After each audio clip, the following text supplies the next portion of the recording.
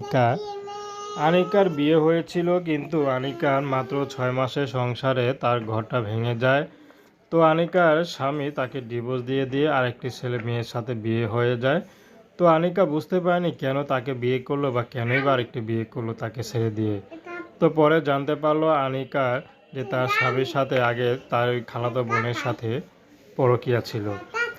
তো পরে বাপ মার কারণেই আনিকাকে বিয়ে করে। তো এখন বাধ্য হয়ে আনিকাকে আবার ছেড়েও দেয়।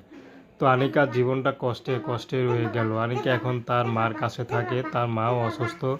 তার ছোট একটা ভাই আছে, তার বাবা নেই, তার বাবা বিয়ের কয়েক মাস পরেই মারা যায়। তো এখন আনিকা ইউটিউবে এসেছে ভালো একটা জীবনসঙ্গীর আশায়, যে তাকে একটু ভালোবাসবে, ভালো রাখবে, যে তাকে কখনো ছেড়ে যাবে না, এমন একটা পুরুষ পেলে আনিকা বিয়ে শাদী করতে রাজি আছে।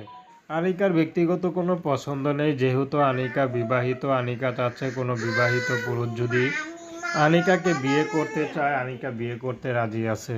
তার ঘরে যদি সন্তানও থাকে, স্ত্রী থাকে, সমস্যা নেই। বা এমনও তো আছে অনেক পুরুষ বয়স বেশি হয়ে গেছে,